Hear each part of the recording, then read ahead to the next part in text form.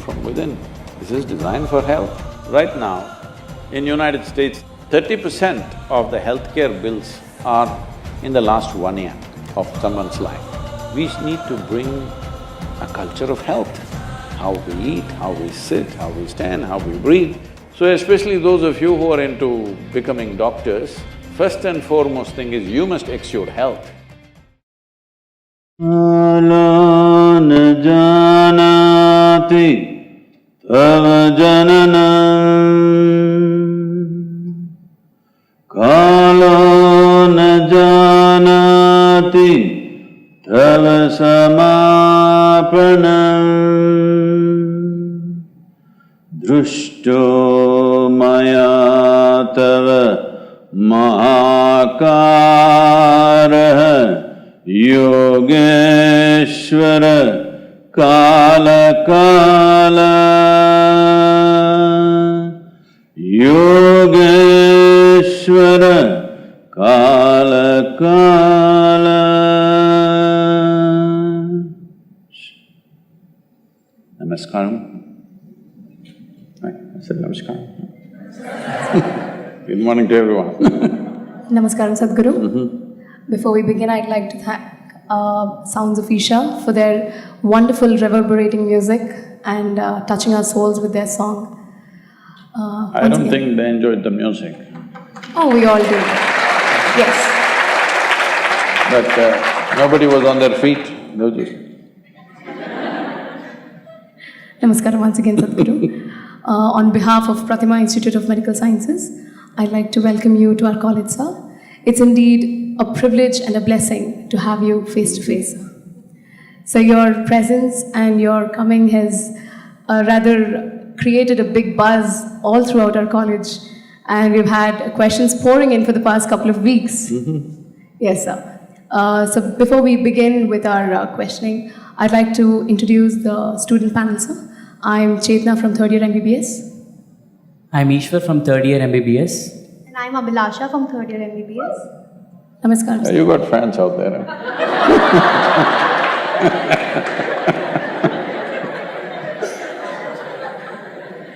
Sadhguru, with your permission, if I may. Please.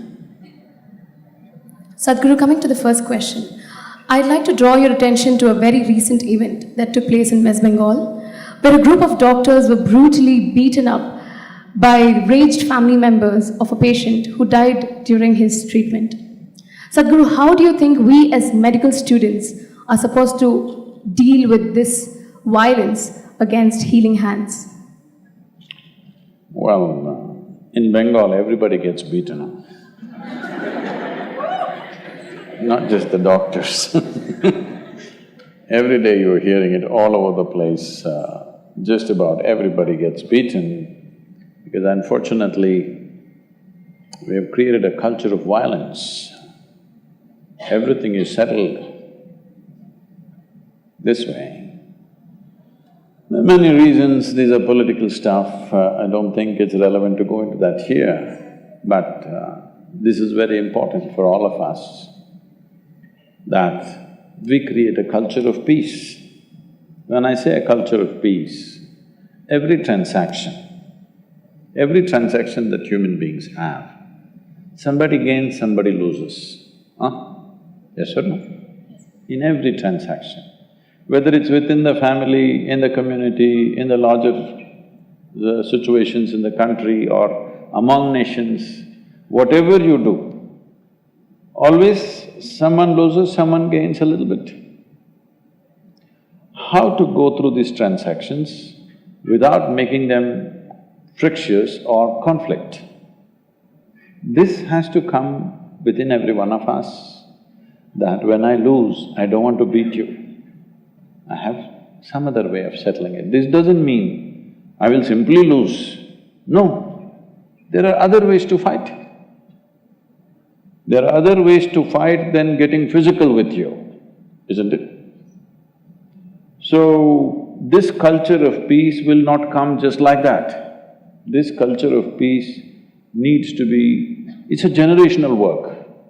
It's not like one day slogan, you all shout and go back home, that's not going to work. It's a generational work. it's about how we bring up our children, it's about how we behave on the street, how we interact with each other. On all levels, we create a culture of peace.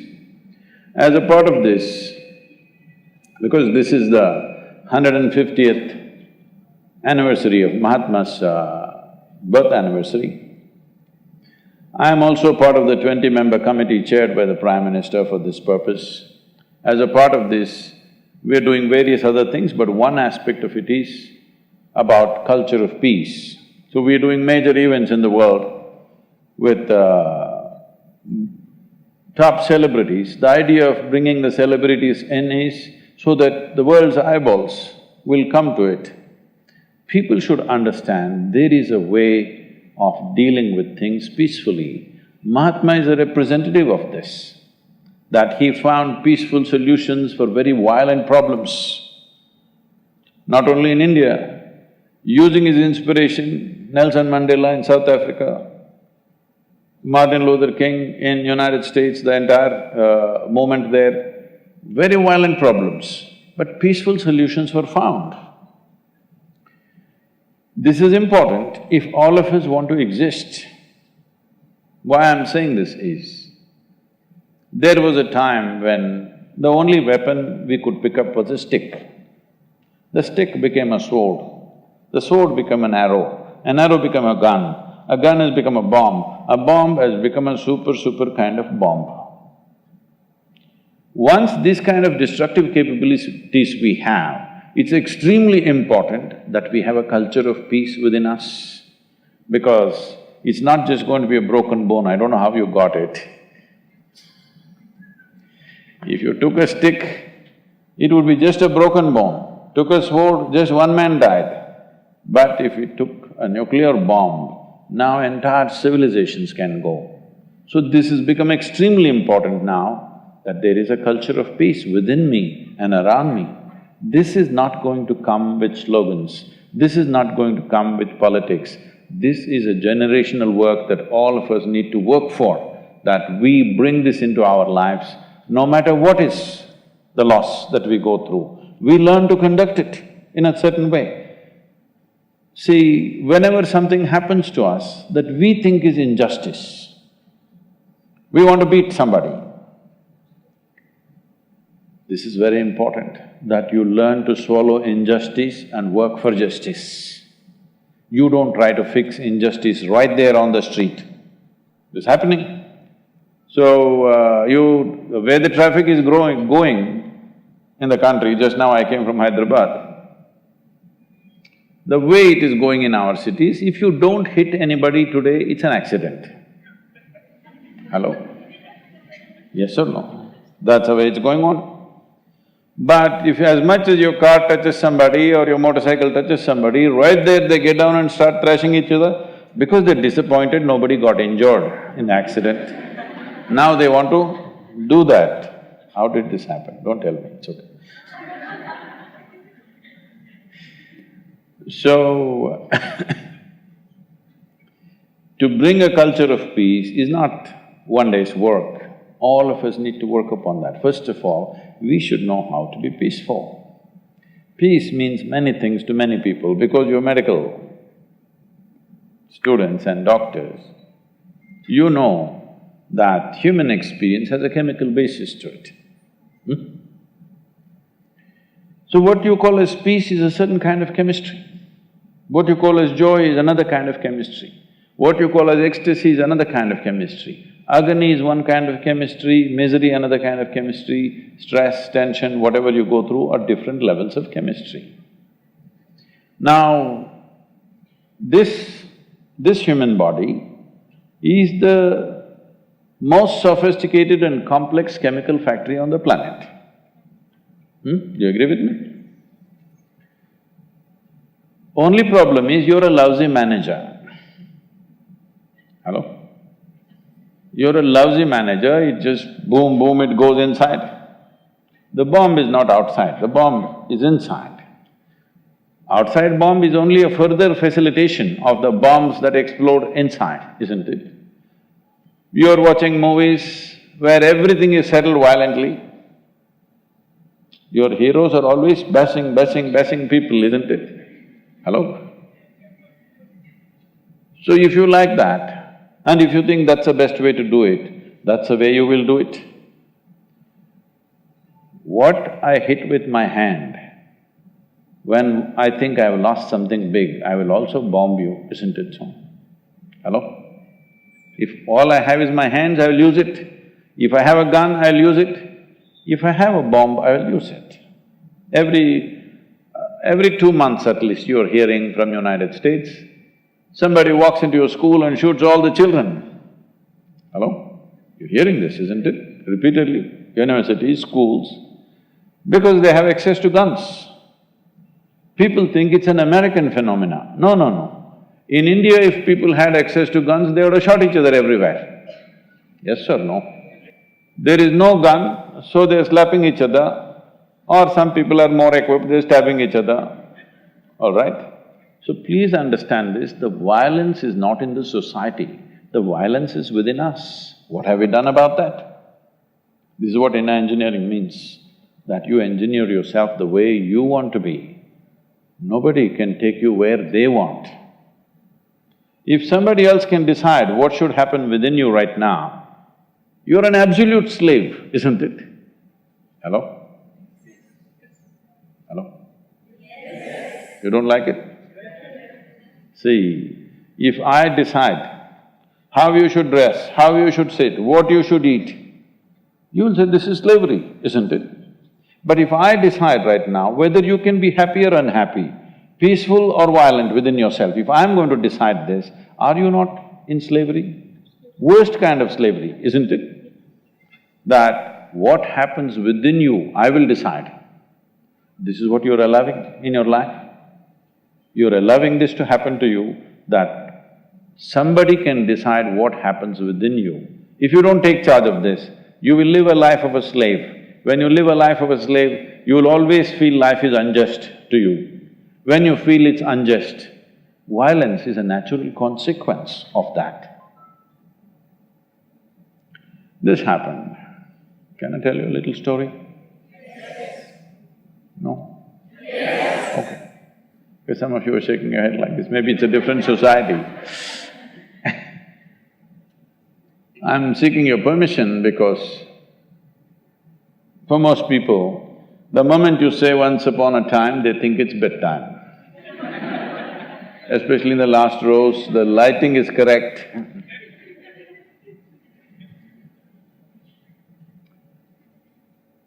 A yogi was walking by. What's this village? What's the local village? Huh? Chuppadandi. Huh? Nagaluru. Oh, Nagutara andru? Nagaluru. A yogi was passing by in your Nagaluru. A few people gathered and abused him. In every possible way they can abuse him. He listened to all the abuse very attentively, not ignoring them, very attentively. Then he said, I have an event in Prathima college. In the evening, I'll come the same way. If you have something more to say, you can tell me at that time. These are the kind of people, they will say 100 things. If you say one thing, they will beat you. They're just waiting for that. But he said, he heard all the worst kind of abuse, and then he said, in the evening I'll come back if you're ready for more. Now what do you do with this man? Because this man is like this, not because he's a coward. He's like this because he's decided how to be in his life. He's decided he lives peacefully and joyfully. You pull him whichever way you want, he won't come your way, he'll go only where he wants to go. An intelligent man or no? Huh? Just you must look at yourself and see. Anybody can drag you whichever way they want, isn't it? One word, just one word, they can drag you. This freedom, every human being, especially the youth of this country, must earn, that nobody can decide how you are within yourself and what you will do with your life. You decide. Otherwise, you will live a life of a slave. When you live like a slave, at some point your frustration will burst out as violence. So it doesn't just happen to the doctors, it just happens to everybody. It's happening to all kinds of people every day, isn't it? Sadhguru, the heartbeat bill that has recently been declared in the US, it declares that any woman who aborts anything with a heartbeat, she is declared a criminal immediately. I didn't understand. The heartbeat law… I don't think her microphone is… No, it's fine. Yeah. The heartbeat law states that any woman who kills or aborts anything with a heartbeat, she immediately is declared a criminal. And this is a law in a developed country like US. And obviously, there are certain cases where we see pregnancy brought about by rape, pregnancy in teens, and also pregnancy with fetal anomalies. So, and they are still forced to have these children. So, do you think it is justified that a law can take away a woman's right to her own womb? See, I'm not for these kind of laws, all right? But at the same time, I want you to look at it with a little broader aspect. In this country, there have been many people who have killed their own daughters. I'm particularly saying daughters because that happens more to girls. It also happens to boys. Because the father believes, after all, you're my child, if you don't behave the way I want, I will kill you. It's happened or no? Not one or two, it's happened in quite substantial number that you cannot ignore the number, that kind of number has happened. So where does this right come? Because it is because of me you're born, so you must do what I want you to do, so I'll take your life. So similarly, it's my womb, I will do whatever I want, this will not go. At the same time, a woman has a freedom to do what she wants. But what she wants does not mean you can take it to any level of irresponsibility. There was a time when women had no means to prevent pregnancies, all right? Today there's substantial means, isn't it? So I would say, within 5, 6 or 10 weeks or 12 weeks or 14 weeks, you must terminate if you don't wish. But allowing the child to grow, I've seen cases, I'm saying this particularly because I've seen people, they have boyfriends and they got pregnant. Now, it is 5-month pregnancy, this really came to me a few months ago, and the boyfriend left her, some fight between them, she went away. Now she wants to abort the child. This is not okay. You cannot go on like this. I think some kind of number of weeks we can fix. In my judgment, I think before 48 days, if it happens, it's best. But sometimes a woman may not be able to know that she is pregnant. Let us allow 10 weeks, 12 weeks, maybe 14 weeks. You can't go to 25 weeks, 30 weeks and try to terminate a child. It's not nice. Because it's alive, it's a living life. You must understand, of all the creatures on this planet, a fetus as a life is the most helpless life. Yes? Even a little child, a 2-year-old child, if you try to do harm to him, he will bite, he will do fight, he has some defense. A fetus is totally in your mercy. You must treat it with utmost compassion. Because of your convenience, you can't do whatever you want. At the same time, does somebody else decide this? No. A woman should decide this, there's no question about that. But at the same time, some kind of norm has to be there, that within this much time it must happen. After the child has grown, there is substantial studies saying the child has even emotion towards the mother. You don't kill a life which has emotion, isn't it? That amounts for something else. So I think both the sides take extreme positions, this is the problem. Let's take a more humane and practical position. Why? Why are you for or against something? It is a question of life, isn't it? How do we handle this life? With what due respect do I handle this life? It's been happening, it's yesterday or day before, there is some information saying the male-female proportion in the country has improved, congratulations. But at the same time, why was it down? Female children who are born after… because they didn't go for sonogram, this, that, they're born and they're girls. Simple thing, what's being done in the villages is, they just take some paddy granules and put it in the mouth. It gets stuck somewhere and the child dies in a terrible way, just because it's a female. So now, if I can terminate a child at 5, 6 months, why not after 10 months when the child has come out?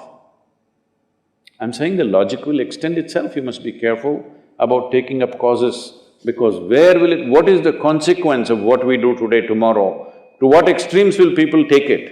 This must be taken into account, because what I'm saying is not a rarity. How many thousands must have been killed?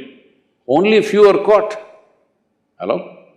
Only a few are caught, thousands have been killed. Because a 5-day-old child, if it dies, people will, think something happened to the child. Infant mortality is there. How much of this infant mortality is actually murder, nobody knows, okay? So we must be careful what we argue for. This is not about this versus that. A more humane way of handling life is definitely needed, isn't it?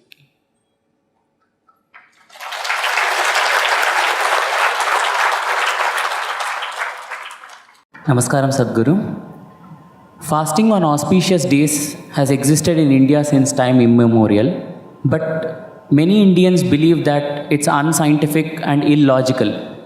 Until the work on autophagy induced during fasting has been awarded the Nobel Prize. Even I started doing intermittent fasting this year. So why are such beneficial ancient practices being labeled orthodox and then immediately implemented once there is a Western approval? That's because you don't have the right color of the skin.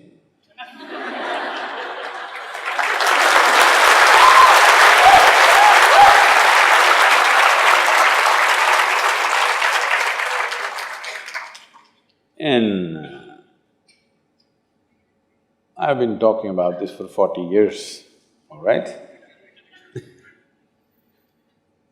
And I have seen hundreds and thousands of people who just become healthy and well simply because they're not fueling up all the time when the tank is filling. In the yoga center, everybody eats at 10 o'clock in the morning and at 7 o'clock in the evening. Our lives are very physically active. There are no automobiles inside the ashram, it's a large place. Everybody either walks or cycles. Even if you have to go to the dining hall, it's a kilometer. If you want to go to your workplace, it's half a kilometer, 1 kilometer, like this. All the time, people are physically active. So everybody is very hungry. By the time it's 3:30, 4 o'clock in the evening, they're extremely hungry.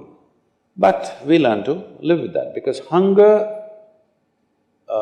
empty stomach and hunger are two different things. Hunger means your energy levels start dropping. But empty stomach is a good thing. In the yogic sciences, today modern science also is coming in line with this. But what we know by our experience, you will spend $1 billion to come there. Because research is all about how many $1 million, that's how it is. Your body and your brain works at its best only when your stomach is empty. So we always make sure we eat in such a way, how much ever we eat, our stomach must be always empty within 2 to 2.5 hours' time maximum. So we go to bed hungry always. People think they cannot sleep. They can sleep. On an average, for 25 years on an average, I slept only 2.5 to 3 hours. These days I'm getting little lazy and sleeping anywhere between 3.5 to 4.5 hours in spite of the level of travel that I have. When I say level of travel, if I say my level of travel in the next few days, you will fall off your chair. Yes? Should I tell you? No, not necessarily. Because in the next 10 days, I'm in 5 different countries doing I don't know how many events, all kinds of events. So, you're able to keep this up simply because you don't overeat. It's very, very important. Everybody eats 2 meals. I generally eat only 1 meal, 4:35 in the evening, because I don't like to sit in front of the plate and worry about how much to eat. I like to eat well. So, 4:35 in the evening, if I eat a meal, it's only next day. Is this enough? Am I looking okay? Hello? I'm not looking like your patient, isn't it? I'm not going to come to you because any correction and purification that needs to happen in the body, your stomach needs to be empty. It's very, very important. Otherwise, the purification on the cellular level will not happen. You pile up things and then you have all kinds of problems. The first thing is inertia in the body. Inertia means there are many levels of inertia. If you don't notice all that, the amount of sleep that you have is inertia. All of you have come here to live or… Hello? To live, right? Not here, I'm saying into this life. You want to live or… The intention of life is to live, isn't it? But because you talked about American doctors, this is all being picked up here also. All American doctors say minimum 7 to 8 hours you must sleep. So that means 1/3 of your life you must sleep. Another 2-3 hours, 4 hours goes in bath, toilet, eating, this, you know. So literally 50% of your life is just maintenance. Suppose you have a vehicle, you have a motorcycle or a car, if it goes to service 1 day in a month, all right to keep it. If it goes to service 15 days in a month, this is a nuisance, isn't it so? Most people have made their systems into a nuisance because their own body is a big impediment in their life.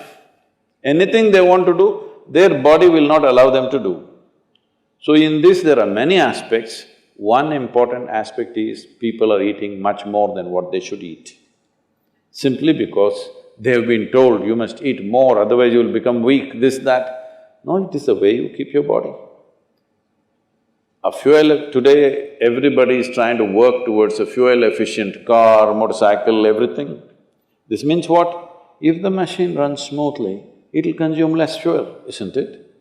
So if you sit here and you are very much at ease, now it'll consume less fuel. If you like this all the time, then it'll consume more fuel, it'll want you to eat. Compulsiveness will come about this. So, this new name, intermittent eating you should see, in United States, people come to our programs will run 10 hours, 12 hours. So, but they will come with some biscuit and something else. They say, I have sugar intolerance, I have to eat. I tell them, you just be here, you're not going to die, I'll ensure, because I don't want anybody dead on my hands, all right? I'll make sure. You first day, no, I have to eat. By third day, they gave up all that. 12 hours without food they sat there, they're perfectly fine. See, health is not something you can do from outside. Health is something you have to do from within. From outside, when something goes wrong, you can seek some help. But all the time something is wrong with you, this means what? You're a faulty machine. Yes? All the time something is wrong with you, why? That's not how this is designed. This is designed for health. Every cell in your body is designed to create health, isn't it? They're all working hard to create health, except you. So, minimum 8 hours gap is what is recommended in yoga. Between one meal and the next meal, there must be an 8-hour space. If you do this, you will see half your problems of health, whatever you have health problems, minimum 50% will go away in 6 weeks' time. If you do certain other things which may right now seem little extreme to you, if you have a little yogic practice, something meditative within you, then you will see 90% of your problem will go off. 10% if it still persists, we can treat it. Now, it's become like this, the healthcare systems, especially where there is heavy insurance policies. People are eating and drinking all kinds of rubbish, go to the doctor and say, fix me. This is not how it works. Guru, in the medical wards, when we come across our first patient death, we are very moved. Oh, the very first one you killed? Not the very first one, obviously. Our first death of a patient, we are very moved. But gradually, as we come across, if and when we do come across more deaths, we become very nonchalant and unperturbed. Do you think this desensitization towards death in the medical profession is compromising our humanity? If you're nonchalant, definitely. But being a doctor, every dead body you see, if you're going to cry, then that's going to be a very big problem. Because when you're emotionally pitched up, you cannot do things sensibly. Everybody knows this, isn't it? So very important. Well, if somebody is dying of old age, it's a different matter. But a whole lot of people might have come to you because of injury, because of some other ailment, something fit enough to live, but you have to do the right things for them to live. So if your heart is pumping hard when you see your patient breathing hard, then you will definitely do something to kill him. It's very important that you learn to treat it as professionally as possible. This doesn't mean you're nonchalant. Nonchalant is not the word. Unperturbed, but concerned that you must live. The way you're addressing the question, I'm not picking on you, the way you're addressing the question is a doctor is supposed to see lots of deaths. Doctor should see minimum number of deaths on their table. Hello? That's a good thing. And anyway, this whole thing about people coming to hospital to die is not a good thing. Mortality is a certain thing, right? All of us are going to die. So people need not go to hospital to die. People should learn to die gracefully. All other creatures die like this. They all realize when they're going to die and they will move to one place, sit quietly, they won't eat anything and they will die. Right now, in United States, the statistics says, tell me if I'm wrong about the statistics, 30% of the healthcare bills are in the last 1 year of someone's life. 10% of the healthcare bill is in the last 22 days of one's life. 30% of US healthcare bill means over $1 trillion. You understand? That is half of India's economy.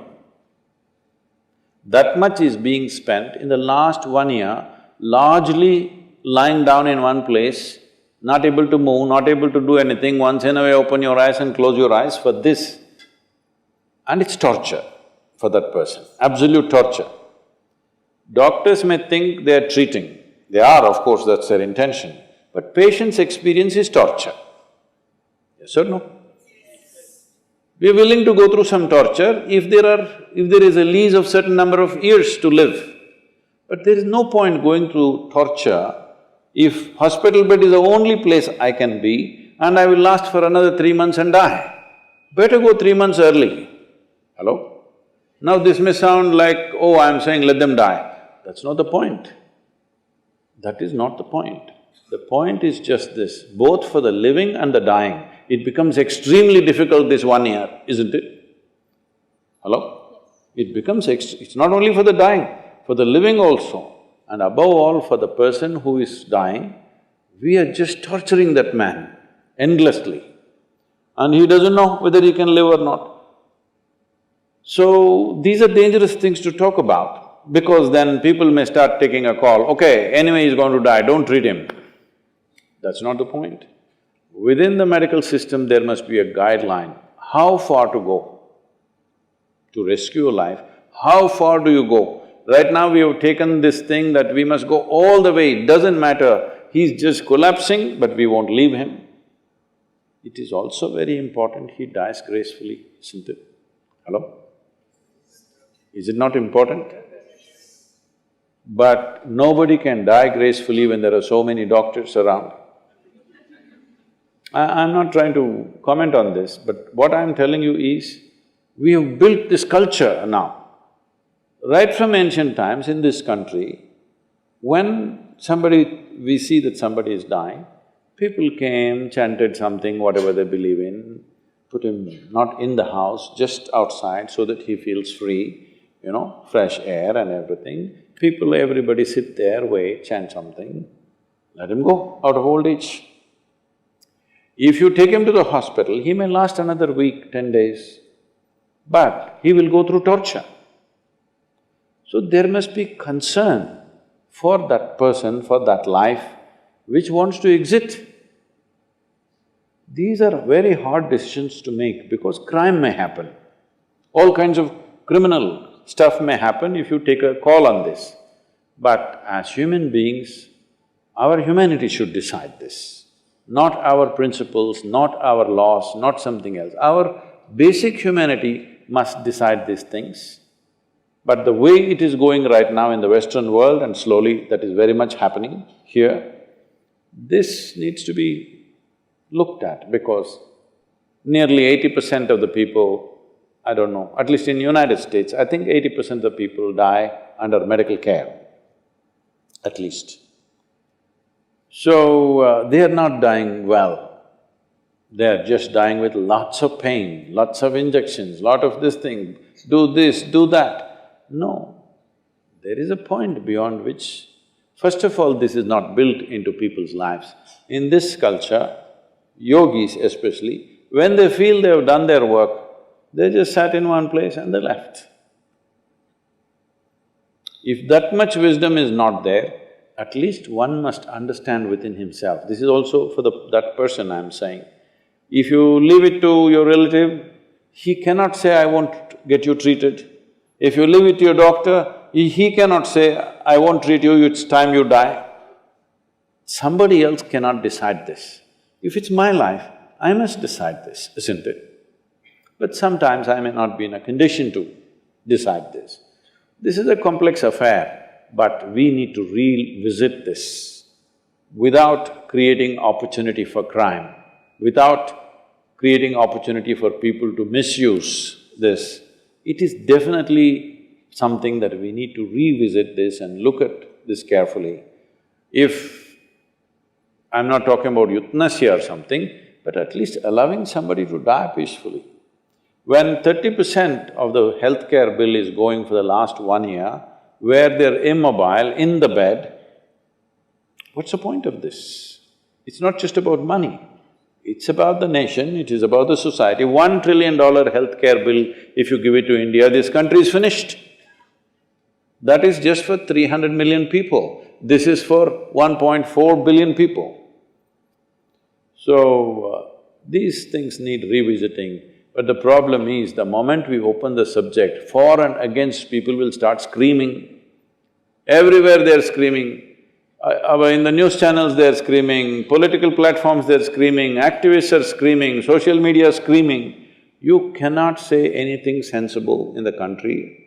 It's become like this because everybody are vested interest groups constantly screaming. If you quieten the screaming people, I'm sure we can form committees in every hospital, some kind of a board, which comes, examines not an individual doctor, but a group of people who take a call, whether it's worth pushing this man endlessly or letting him go. A group, a responsible group can take this call. According to our medical standards, ideally there should be one doctor for every 1,000 people. But in India, it's about half. That is, about every 2,000 people have one doctor. Despite this disparity, most of us dream of going abroad and living in the comforts of the West. Sadhguru, what are the changes we should bring at both the national level as well as in the medical field to control this brain drain and talent drain in the country? I would treat these two things, the first part of the question and the second separately. Every 2,000 people need one doctor, I don't like that. You're saying there's not enough.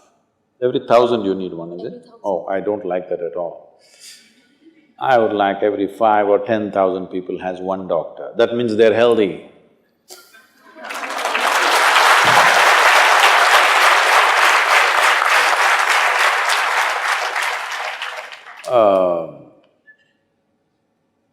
Recently, because we are working to see how to bring preventive care into hospitals, large hospitals, so we are working with a large group, the Apollo group. The chairperson came to meet me along with his whole team, and he was telling me situations how young doctors, particularly cardiologists, having heart attacks and dying. He was talking about an incident where a 30-year-old doctor was driving home. On the way, there was their own cardiac care center, something was there, but he did not realize that he needs it, because you always think somebody else needs it, all right. He went home, parked his car, got down, took 3 steps, collapsed right there in front of his house door. By the time his wife came and opened the door, he died. Like this, he said, these things are happening very often. When this came up, I just started thinking, oh, do we have such a possibility? Because we have over 4,000–5,000 people living in the yoga center, and every day at least 10 to 12,000 people are coming and going. Then I looked back and saw, we've not had a single heart attack in the last 27 years. Nobody died.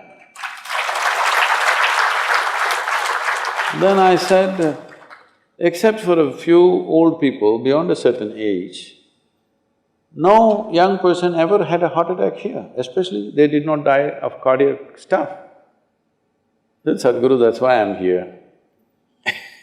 So I don't like for every 1,000 people one doctor. Maybe it'll give you a job, but it is not necessary. We need to bring a culture of health. How we eat, how we sit, how we stand, how we breathe. If you bring this into the social life, you won't need so many doctors. See, I want you to understand, I'm not saying this with any prejudice against you, my father is a physician, all right? Among many things that you do, professions, various professions that we do, this is very vital service when people are unhealthy or people are unwell or something happens. But at the same time, for any given society, it is not a productive possibility. It is because people are getting damaged in some way, you're fixing, all right? So do you need better cars on the road or do you need more mechanic shops? Something we must decide, isn't it? We need to cultivate a better sense of health. Health, everybody must understand, is their basic responsibility. It is not medical industry's responsibility, it is every individual should understand, this is my responsibility to be healthy, this must be built from early childhood. I'll tell you, if everybody invests just 30 minutes every day for their physical well-being, simple process, if they do, most of them won't go to the doctor. The frequency of going to the doctor will come down dramatically, dramatically. So every 1,000 people need one doctor, I don't go by that. To keep him busy, they must be falling sick, isn't it? Because once he sits there, you have to keep him busy. It's an investment of a person in the nation. So, if we work for healthy societies, we don't need so much of medicine. Definitely we need it. No human being will go through their life without ever being sick, all right? It'll always happen. But at the same time, how sick do you get? How often do you get sick? This is not to say boastful things, but in these 37 years that I've been active, that literally every day, 7 days of the week, 365 days, I have a schedule. Normally 18 to 20 hours a day. I have not cancelled one event because I was not well. This doesn't mean I didn't catch a flu, this doesn't mean I didn't catch a flu, it doesn't mean I didn't get some fever, it doesn't mean I didn't get a toothache. All this happened. But they never stopped my schedules. They don't even today. Because there is a way a human being can take charge of their own bodies, their own minds. If we don't bring this into the society, then we've just lowered the human potential, especially in our country. Because I want you to understand, in this country, the only resource you have is human resource. People and population is all you have. For 1.4 billion people, you don't have a piece of land for everybody. You don't have enough mountains, you don't have enough rivers, you don't have enough forests, you don't even have a piece of sky for 1.4 billion people. Yes, but we have people. If we upgrade these people to a higher level of performance and living, we could be a miracle. But if you leave them just like that, unfocused, unhealthy and whatever, we are a recipe for disaster. Yes or no? All we have is people. So upgrading the people involves various things, but the most fundamental thing is health. The people are healthy. Today, there are issues of malnourishment, there are issues of people by choice eating bad food. Above all, one of the biggest problems with India is they are not physically active. There is no culture of fitness. Every year we trek in Kailash, 35 to 40 Indian tourists die every year because of altitude issues. I take the largest groups. We are literally 17 or 18% of the Kailash yatris who go there. From Isha, that many people go there. But we don't have a single casualty because we make sure people are in a certain condition, certain practices are taken care of, certain discipline is there. Today, because of constant year after year Indian people dying, the Chinese government put a new rule last year saying that Indians over 70 years of age cannot visit Kailash anymore. But if you are an American, you can go, if you're a German, you can go, if you're an Australian, you can go, if you're whatever else, you can go. Only Indians over 70 cannot go because Indians just die. How's that? It's a statement on us, how we are. So especially those of you who are into becoming doctors, first and foremost thing is you must exude health, huh? If your patient sees you, you must look radiant and healthy, isn't it? You are only… She was telling me, why are they all sitting like this? She says, no, we are medical students, we are supposed to be serious. If somebody comes and tells you a patient is serious, how do you understand? That they are on the way out. If you are serious, what does it mean? Same thing, hello?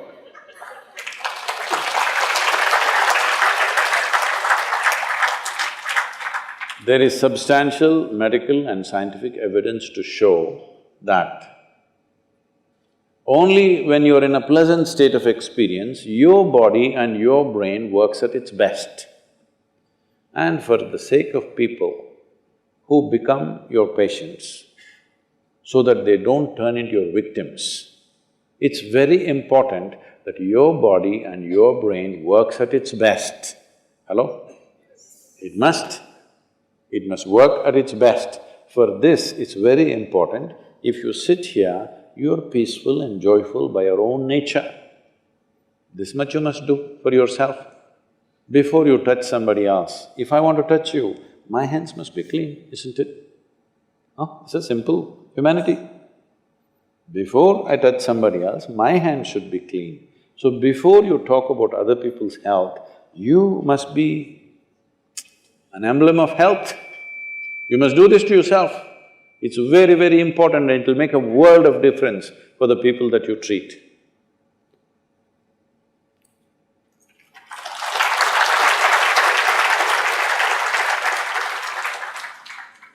Sadhguru, we have heard many stories of people who enter into a deep state of meditation and they forego basic human necessities like thirst and hunger for several months together.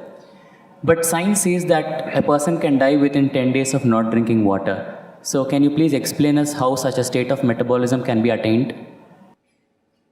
But this you'll have to bend your mind a little bit, because it's not in your textbook like this.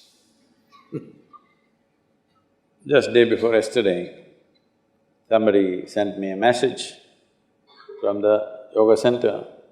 There is something called as Dhyana Linga. This happens very often, but this happened to a foreign national, so the message came to me little concerned. So this person went and sat in Dhyana Linga at 7 o'clock in the morning, because everybody gets only a 15-minute slot to sit there because of the number of people. She sat there at 7 o'clock in the morning. She did not move till 3 p.m. How many hours is that? 3 plus 8 hours. She just sat there unmoving. She didn't realize that she's sitting that long. She thought she's going to sit for a 15-minute slot. So they sent a message to me, Sadhguru, like this, she's not moved, should we disturb her? I said, leave her alone, it's okay. Like this it happens. Once it happened, I sat down way back. I thought, this was new to me also at that time, I thought I'm going to… I sat there for 25–30 minutes. When I opened my eyes, a huge crowd in front of me in a village, garlands around my neck, they're all trying to pull my legs, in India, India being what it is. And the moment I open my eyes, somebody wants to know about his business, somebody wants to know when his daughters will get married, all kinds of things. Then I say, where did all you idiots come from? They say, you've been sitting here for 13 days. And so, what happens in the system? That's what you're asking. See, right now, I'm speaking. If you check my pulse, it's somewhere around 55, 58, in that region. If I simply sit quietly, it'll drop below 40. If I simply sit down and I'm doing something without interaction, talking, moving, if I simply sit, it'll drop below 40. Now this is at ease. This will not build any unnecessary friction inside. So the amount of energy it consumes is very low. All of you medical students, you know this, 20% of the energy in the body is consumed by your brain, though it is hardly a pound and a half at the most. So, this much body is consuming 20% of the energy. This much body is consuming only 80%. If you compare this and this in weight, what, it's 50 times more, much more. So, you must understand, if you keep your mind in a certain way, the amount of extra energy that you have is enormous, because you're not unnecessarily consuming, wasteful usage of energy is not happening. This is true with every system. Whether it's a car, whether it's a machine, whether it's anything, how friction-free it is running, that much energy will come down, isn't it? Anything that's happening with big friction will consume enormous amount of energy. So physiologically, psychologically, energy-wise, if you bring friction-free function of your system, metabolism will drop and you will function very efficiently, because when you want to pitch it up, you have a whole range to pitch it up. When you want to lower it, it's there. Right now, the range that most people are carrying is very, very small. If you push them into activity, they will get totally tired out. If you don't, if they have nothing to do, they will freak. If you have nothing to do, you freak, isn't it? So in this condition, it'll not go down. Now, everything that you consume is higher simply because you're at a higher RPM, that's all. Within 3 days, we can teach you a simple form of meditation which will bring down your metabolism by approximately 24%. This is the highest drop that you can have in conscious states of meditativeness. If Metabolism drops beyond that. You will not have any sense of body.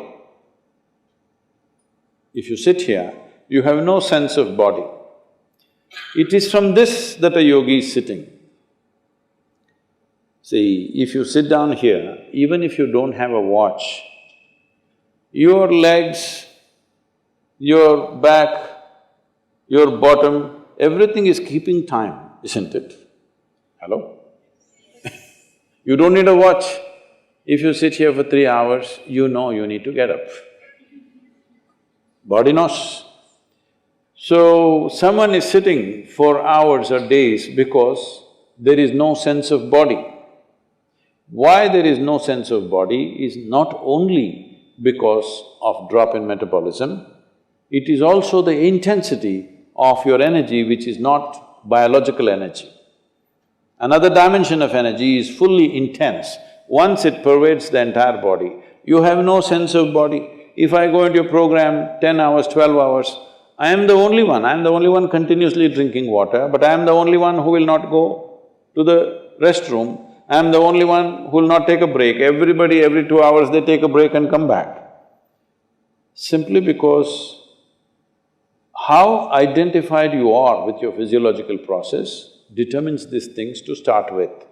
But there is also sadhana, there is also certain work to be done with your system. So everybody may not be willing to do that level of sadhana, but everybody must do some sadhana. Something so that what you wish to do, you can do effectively. Whatever it is in your life you wish to do, you must be able to do it as well as you can. What the hell you do is not my concern, but whatever the hell you're doing, you must do it well, isn't it? Hello? You must do it well. That's very important for a human being, that we must do it well. So for this, it's very, very important that your own body and your own mind is not an impediment. Your own body and your own mind doesn't trip you all the time. They must be platforms on which you stand. Right now, people have sunk into it. See, this is a platform, it's good. Suppose it lets you sink into it, it's not a good place to sit and talk, isn't it? It's holding us up, so it's nice. Your body, your mind should hold you up all the time. If that happens, your dependence on the outside will come down. And also, water is not always consumed through the mouth. Body consumes water in so many ways. If you activate the system in a certain way, it consumes energy. See, right now you're eating food, drinking water, breathing air, everything for what? To generate energy. But science has clearly proved to you there's enough energy everywhere. So if you're able to take in energy as it is, if you're able to imbibe energy, how is this possible? The word yoga means just this. The word yoga means you're beginning to obliterate the boundaries of your individuality. Right now, this is me, that's you, 100% clear, isn't it? Why? Because you think this body is me, that body is you. This is a clear boundary. My body and your body has a clear boundary. My mind and your mind also largely has a boundary. Here and there we may overlap a little bit. But there is no such thing as my life and your life. Have you ever blown soap bubbles, or were you a serious boy even when you were in school? No. Did you blow soap bubbles? Let's say we sit here and blow soap bubbles. You got this big bubble, I got that big bubble. Now I said, this is my bubble, that little one is yours, this is my bubble. Oop, it went.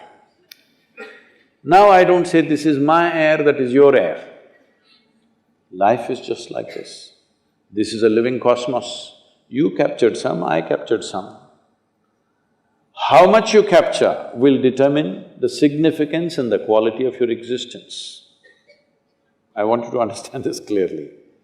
How much of life have you captured will determine this. You may have a big brain, you may have a huge intellect, you may have a lot of knowledge, but you will not still live a significant life. Only if you capture a lot of life, if you're a big bubble, then it's significant. If you have a big body, other people may look at you and say, he's very big, but within you, that will not be the experience. If you have a big brain, people think, oh, he is very smart, but within you, you will not have a significant life. Only if you capture a huge amount of life within you, then if you sit here, simply if you sit here also, it's too fantastic. When it's like that, whether you open your eyes, close your eyes, whether you do something, you don't do something, it doesn't really make a difference to you. Only then you will live in the world as not being a vested interest, because what you do and do not do, what happens to you and does not happen to you, does not determine the quality of your life. That is when we can really trust you, isn't it? Otherwise, we don't know why you're doing the surgery. I mean, these question marks have come, isn't it? Can I tell you a joke? A man went for a surgery, he needed a surgery, so he went to the doctor. Doctor said, this is in United States, so doctor said it'll cost you $36,000. Then he said, doctor, I cannot pay that, I don't have insurance. Then doctor said, don't worry, you pay 3,000 per month. The patient said, but that looks like a car payment, installment to buy a car. The doctor smiled and said, yes, I am buying a car.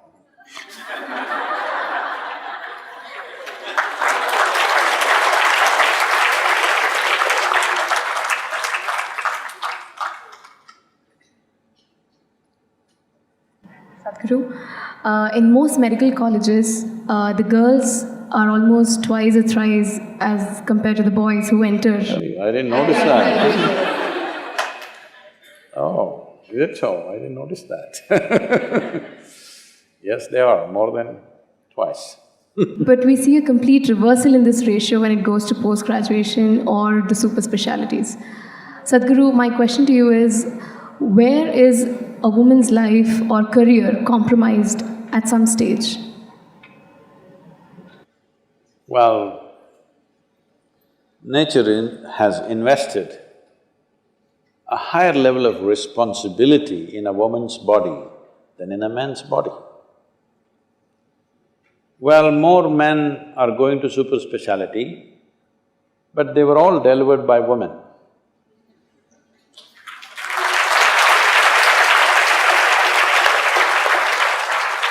All of them. So, I understand in professional career you may look at it that way, but that's not the way to look at life. Only because our mothers took time off to deliver us and nurture us, we are sitting here and talking all this, isn't it? Maybe my mother did not pursue her career. Has she become anything less, I'm asking? Has she? But I am sitting here for her. Hello?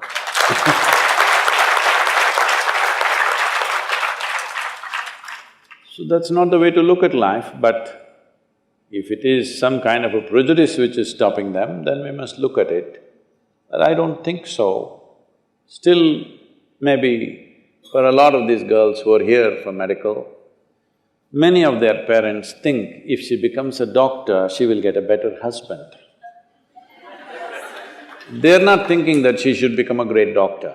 They're only thinking if she is MBBS,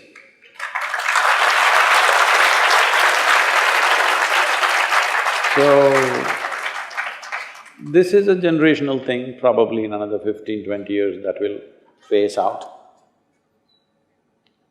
If you try to forcefully push it, it won't work. If you wait, individual people can do their own thing with their families. But as a social phenomena, I don't think you can push it. But if you wait for another 15-20 years, I think they will go. That kind of prejudice will go. But women by themselves may choose not to pursue careers beyond a certain point because a woman is naturally more life-oriented. When a man starts doing something, he forgets that he has to live.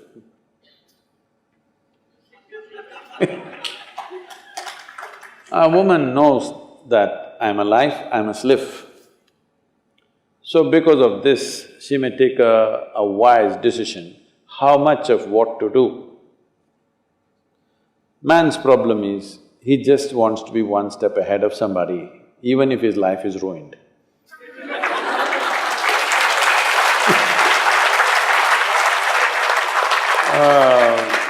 Generally for a woman, her experience of life is more important than what somebody else is doing. So she is making a wiser choice. Sadhguru, our Hippocratic oath tells us to keep our patients first, and our responsibility being to alleviate their suffering as well as their pain. But in certain cases, like in end stage of cancer or other cases, we feel like there is no cure. And more importantly, the patient is suffering, his suffering is more unbearable. So the question here is that do you think we can recommend euthanasia for patients like these despite it being against our moral code? I think we already went through this in a certain way. But Hippocratic oath, Hippocrates oath is not about simply treating the patient. Hippocrates oath is about treating another human being as a human being first, not as a client. These days, in the West, doctors refer to their patients as clients. That's against Hippocrates' oath. It is another human being who's in some way fallen, and you have a certain capability. So, definitely, making him well is your basic humanity. So, they're trying to build an ethic to ensure that you don't lose your fundamental humanity, that's all the oath is about. Rest of it, there is a science to it, it has to go by that. And talking about cancer, if you look at it more carefully, far more intuitively if you look at it, there are many solutions to it. These solutions are not found simply because we are looking at it on the surface. When I say on the surface, because the entire allopathic system of medicine is symptomatic in nature, we are looking at the symptoms and trying to treat it. Now slowly science is going towards genetics and other dimensions, cellular sciences and stuff. They're trying to look at the source of it, but the source is even deeper than that. Is it true? Is it true? You were not born like this, you were born like this. Slowly you became like this. How did you become like this? The food that you eat. Because it's mango season, I'll choose the mango, okay? You eat a mango, mango goes inside and slowly becomes a man or a woman. Huh? Mango is not a man or a woman, isn't it? But you eat this, it goes inside and becomes a young man or a young woman. So there is an intelligence within this. There is an intelligence intrinsic to this which is capable of transforming a mango into a human being. Suppose I took a mango in my hand and made a human being out of it, who would you think I am? Hello? God, isn't it? So whatever you call as God is essentially that which is the source of creation. Isn't all of you capable of doing this? You take a mango in your stomach and make it into a human being, are you not doing it? Hello? Or take just about anything and make it into a human being. So the source of creation is throbbing within you. The question is only, do you have access or not? If you had access, one who built the whole machine, can't he do a repair job for you? If you buy a car, suppose there is some problem, would you prefer to go to the manufacturer or the local tinker?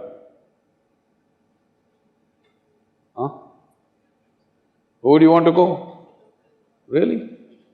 Do you go to the manufacturer's representative showroom or do you go to the local tinker? They've all vanished largely, isn't it? People who go to the local tinker, you will see their cars are going like this on the road, grr, grr, grr, grr, grr, like this. Those who are going to the showroom for their service and everything, they are the ones who are zipping around, isn't it so? So the manufacturer is sitting here. Well, if some damage happens from outside, then you go to the tinker. That is, if you get an infection from outside, you must go to the doctor, there is no other way. Rest, whatever happens from within, if as a society, as a population, as a generation of people, if we are willing to spend enough time on this, if we are willing to look at it as profoundly as it demands, depending upon how much value you set upon your life, you will pay that much attention, isn't it? If you have valued your life enormously, then if you pay enough attention, you find access to that which is a source. So, it will naturally do its things. You got an infection, you go to the doctor. Rest, you are manufacturing from within, isn't it? Most people are sick by choice. This may sound very cruel, but that's a fact. They're sick by choice because right from early childhood, they've been taught if they get sick, they will get what they want. Yes. Even when you were a child, don't you remember? If you're jumping with joy and screaming, they'll come and shout you down. You just have to sit and go like this. Suddenly they'll do mo, everything for you. So even now, most people are doing this. Most people are doing this, when they want to get attention, they get sick. After some time, initially what starts as a play, sometime later it takes over. The play goes on without your help. Genuinely people become sick. Thank you, Sadhguru, for answering our questions. We'd love to continue, but we have a lot of questions pouring in from the social media, and a couple of them are here waiting to be answered. So, coming to the first question. This question is from Roshio. I am a doctor and I notice these days kids are being bombarded with antibiotics, steroids and immunity boosters. Is it possible to keep kids healthy with a good immunity by natural means? Definitely possible, but it depends on various things. One important thing is, if we want to talk about India alone, one problem with India is there is not enough natural spaces, nor is it there in the culture for people to take their children to natural spaces. They're all growing up in bird's nests. But bird grows up in a nest and then flies. I'm calling an apartment a bird's nest. It's a bird's nest, isn't it? Because in that limited space, without touching the soil, without touching natural air and without being exposed to the various aspects of nature, leaving the many other things, the fundamental thing is the five elements of water, soil, air, fire and space. These five things are the basic composition of this body. We have, in the basic practice of yoga, is called Bhuta Shuddi. That is, you cleanse these five elements within you. If these five elements are functioning well, everything else will function well. So the fundamentals of yoga comes from what is called as Bhuta Shuddi. If you attain to what is called as Bhuta Siddhi, that you attain to certain mastery over any one of them, suddenly you live in a heightened level of existence. So can everybody do this? Yes, with simple awareness they can do it. They didn't keep water for you. Simple thing, water is kept in a copper vessel. Just something as small as that can make a big difference. And how you treat the water. Today there is enough science to tell you that water, soil, food has its own memory. What kind of memory you create, how you receive the food. The same food will do one thing in one person and completely different things in another person, depending upon how you receive it. So culturally, we have these things, if food arrives, you sit there, take a minute, bow down to the food, not to some god, to the food, because it's your life, isn't it? Hello? What's sitting in your plate is not something else, it's your life, yes or no? Right now, what you're breathing is your life or no? Did you ever… No? There. Something that you've not seen. The soil that you walk upon, the water that you drink, the air that you breathe, the food that you eat, this is your life. This is the source of your life right now. So in this culture, we always approach them in a certain way, not in a wanton way. When I say in a wanton way, some time ago I was just driving in Washington, D.C., in a very, what to say, an upscale area where all the top financial offices and all those kind of things are there. It's around 12:30 in the afternoon, I'm driving, and by looking at the men and women who are standing there, they're all well-dressed and they're just professionals working in financial companies and management companies and this kind of people. They're all standing outside and the food, their idea of nature is this, food is being sold on certain, what to say, not a proper restaurant, but it's being served on the street.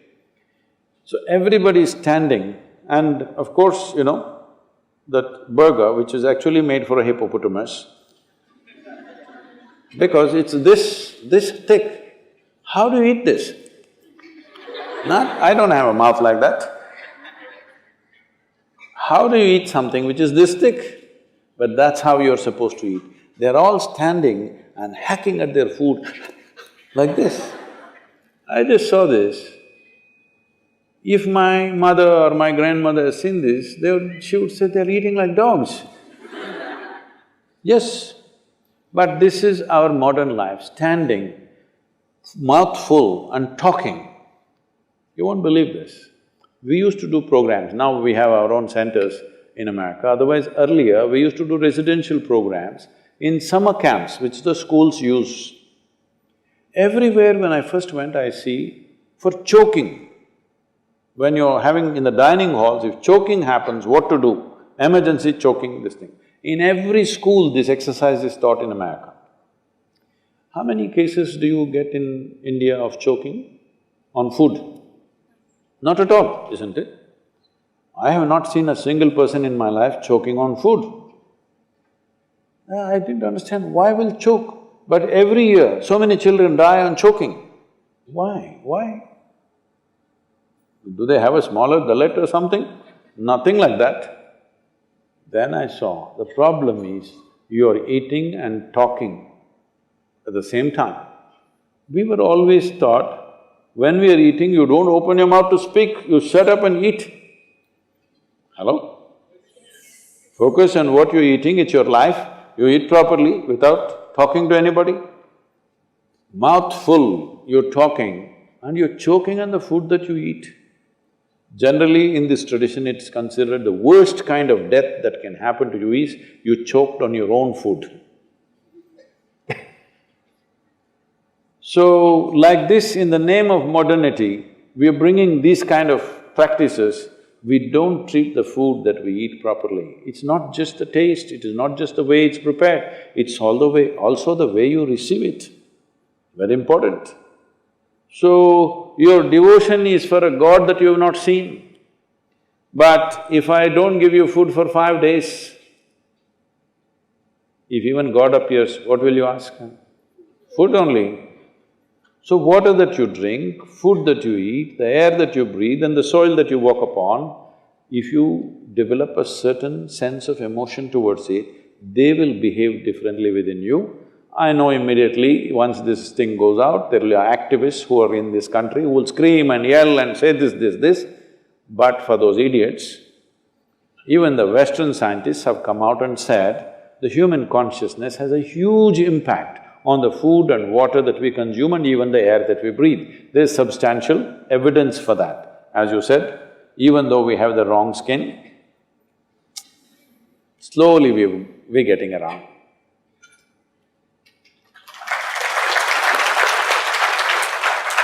There's an add-on question from my side. The antibiotic resistance is increasing day by day, and Ayurvedic practices are declining day by day. So, how do we create a perfect amalgamation between the practices of Ayurveda and allopathy? Ayurveda and Siddha and naturopathy is growing big time in the West, particularly in Europe, very big. In India, of course, it's dying because they have to approve it for us to take it. Without their approval, we cannot take it. But we must understand the difference between allopathy and these other Indian systems.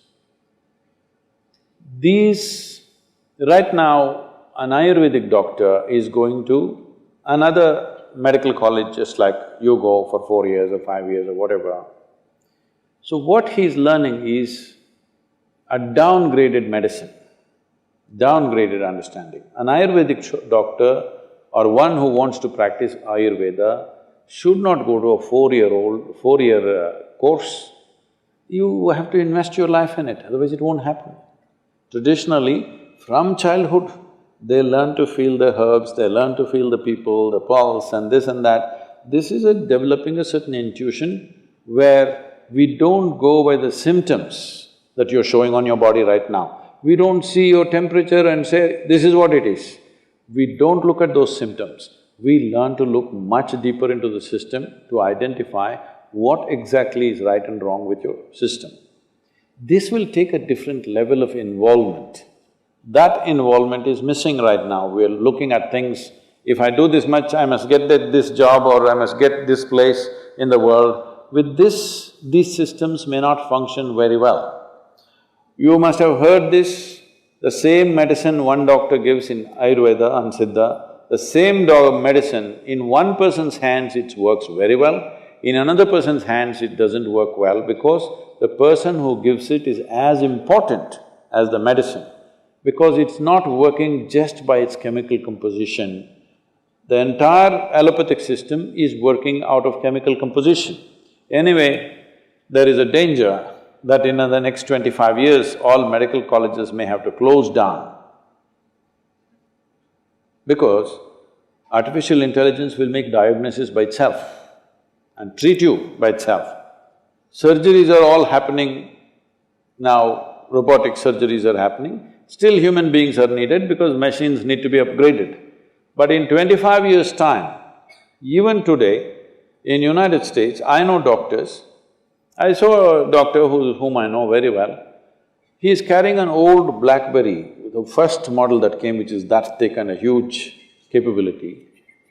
Every time any patient, whatever, he just goes there into his BlackBerry. I said, what are you looking in the phone and treating people? He said, no, Sadhguru, all my textbooks are here in this phone. I'm just looking and telling them. So if you can look, the phone can become smart enough now that it will tell by itself. If you just tell the symptoms to Alexa, she will tell you what you should do. So, this form of symptomatic treatment may become irrelevant after some time because you're just gathering data and processing it and giving an answer. This a machine will be able to do better than any human being because it can process much faster and much better and not miss anything. So, it is time the young doctors who are coming up now should focus on how you should be able to look beyond the symptoms. This is what Ayurveda and Siddha is significant about. There was a yogi with whom I volunteered for some time for his medical camps that he used to have. It was like a festival. Okay, for everybody who comes to him, he has a joke to tell them and it goes on like a festival. Simply something he will give and people are cured, thousands of people will queue up for him every day. And he himself lived to be 106. So if somebody lives for 106 years of age, not in a geriatric state, fully active till the last day of his life, he must know something about health, isn't it? Hello? My great-grandmother lived to be 113, 113 years of age. I will tell you, this may sound absurd to you, But you must listen to this, because if you're not open, there'll be no new learning. Well, I saw her only after she's 100, but she was still very active. She was living all by herself in an open field. She built a small temple for herself, not for a god, for herself. She built a temple and she sat in it because she felt she deserves a temple. This is very common in India, especially women, older women, built small temples, they sat there and they served humanity in a different way, in their own way. So when we went there for vacations and all, she would come home. If you give her breakfast, she will take this and put it to the ants, to the squirrel, to the sparrows, everything. Most of the breakfast is gone like this. There are self-appointed advisors who look at this and say, "You old woman, you don't eat anything, you will die." They all died.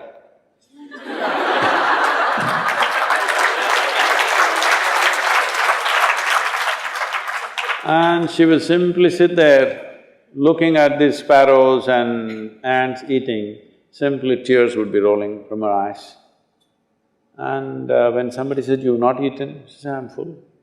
When I sometimes saw her like this and I asked, "What is this happening to you?" She would just laugh loudly and she would say, "Someday you will know." It took me over 25 years to know this, that your life is not nourished 100% by the food that you consume and things that you do. Life is a bigger phenomena than what you think in your head, much larger. Before you came, this cosmos was there, everything was working. After you and me are gone, still it'll be fine, isn't it? There is an intelligence beyond you. Don't immediately quantify it as God, this, that, because you're making a conclusion about things that you do not know. If you stay here, this is very important. If you live here, clearly knowing you don't know a damn thing about anything, your intelligence will remain alert to everything. But you make conclusions, reading a book, listening to this and that nonsense, you say, "I know this, I know that, I know that." The moment you identify with your knowledge, you will become very small, because it doesn't matter how much you know, still what you know is a minuscule in this existence, isn't it? But our ignorance is boundless. If this is called as the intelligence of ignorance, if you always know that you do not know, your intelligence will remain super alert.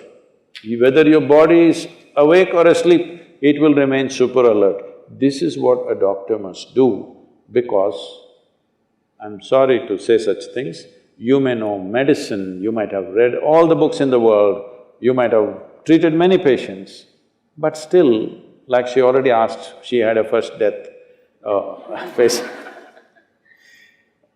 Everything seems to be perfect, somebody will die in your hands. Everything looks like he's going to die, he will sit up tomorrow morning. You will see this happening, yes or no? So, there is intelligence beyond you and me, there's an intelligence which makes us happen, there's an intelligence which can make a mango into a human being. If you don't allow that to function within you, if you think everything is in your head, you will become a dumb doctor. You must allow the deeper intelligence within you to function. Sadhguru, there's another question from Somalia.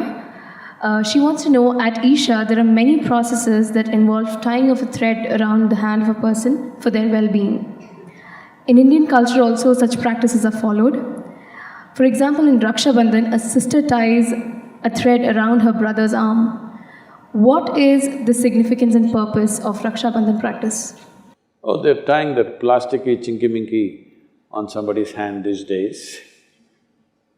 The idea is to tie a consecrated thread. Marriage is also happening like that, isn't it? Mangal Sutra.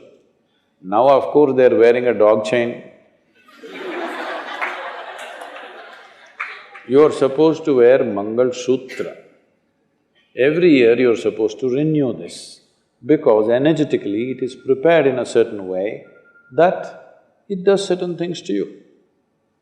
It is in the preparation of the thread. Normally we are using a non-sanforized cotton thread or a silk thread, which is not put through the chemical process. And we are using certain methods to energize this, because these are materials which can retain energy for a period of time. So this was used to bind people in a certain way, to create a certain sense of security and stability in the system. But Raksha Bandhan, all these things have become very market-oriented stuff. Everybody's trying a plastic, the chinky-minky stuff, what's all… it's made of all kinds of things. No, these are supposed to be done… See, only the ritual has remained, the science has not remained, that's the problem. Over a period of time, we've carried the ritual, but we've given up the science of it.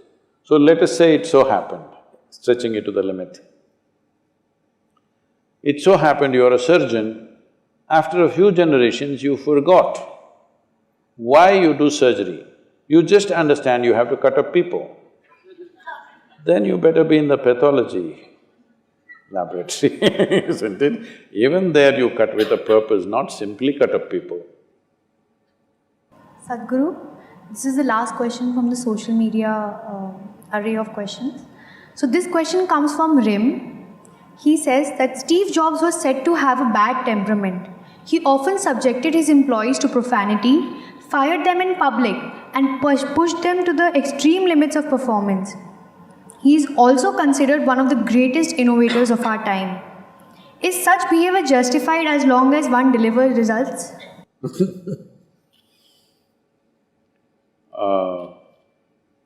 I don't usually like to make a personal comment about somebody who's already dead, okay?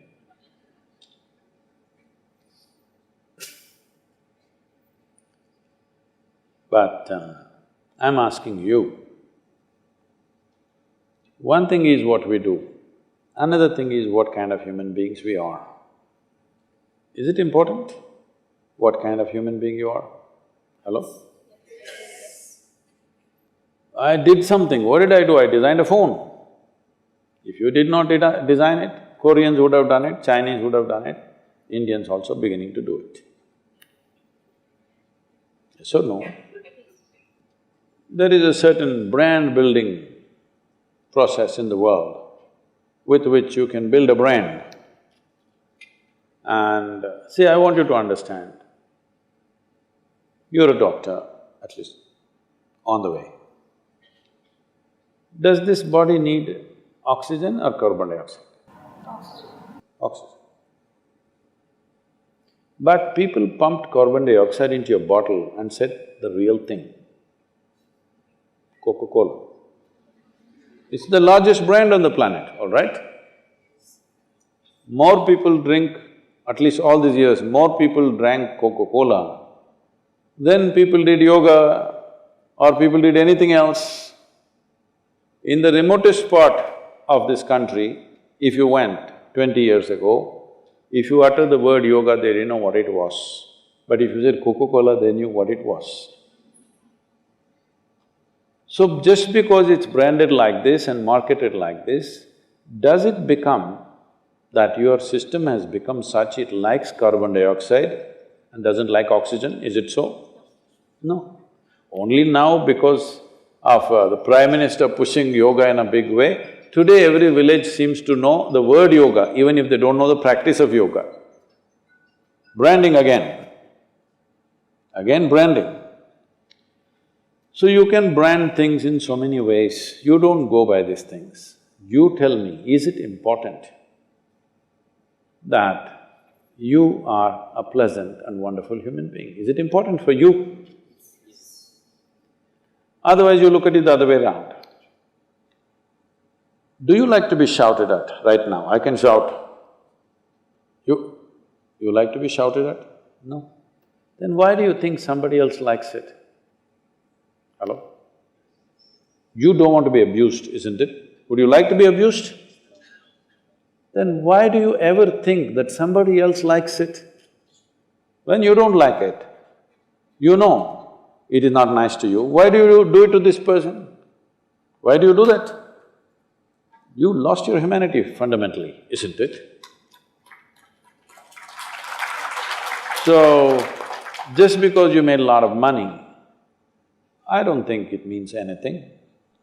Alexander, the great idiot, conquered half the known world. What does it mean? It doesn't mean a damn thing to me. Only a fool would call such a man as a great man. He just spent his whole life killing people, and you call him Alexander the Great? No, they forgot his third name, it was idiot. So, please do not go by these standards. Somebody has this much money, so he becomes a great man? I don't think so. Anyway, untimely death with cancer happened, you didn't pack all your money and go, there's no container service in the end. He went to the extent of saying that whatever at that time he had some $46 billion personal worth. He said, even if I have to use this $46 billion, every dollar of it, I would like to destroy Google. So you want to kill it, even if you lose all your money. There are people like this, even if both my eyes go, I want to take one eye of hers. This is the crudest level of existence as far as I am concerned. Now coming to the most awaited part of this event. What is that? You're going to dance? Now we'll be opening, you can ask Sadhguru questions, you yourself. Audience members who would like to ask questions, please raise your hands and the volunteers will come. Turn it on, please. Namaskaram Sadhguru, I am Geetanjali and my question to you goes like this. I've come across two common myths If you can hold the mic. associated with organ donation. One is that if someone donates their organs, they will not have those organs in their body in their next birth. And second is that you don't get mukti. Do you agree with this? If not, what would you like to say to clear the misunderstanding of the masses? Thank you. How many idiots are going to get mukti, first of all?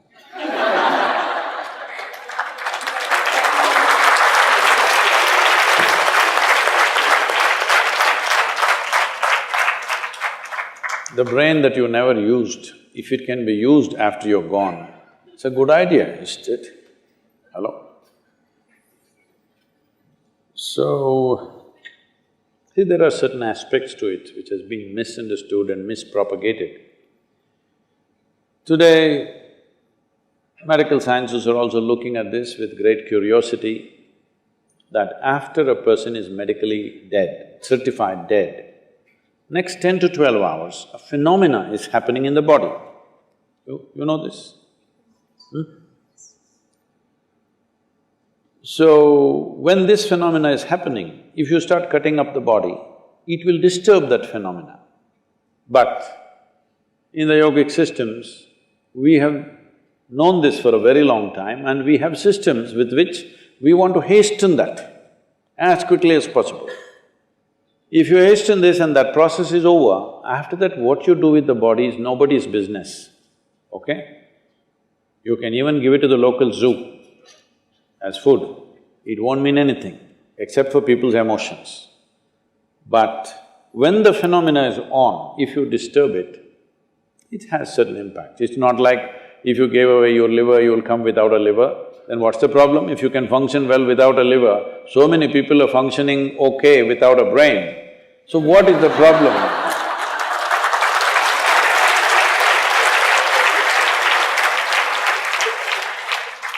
So, this nonsense should go.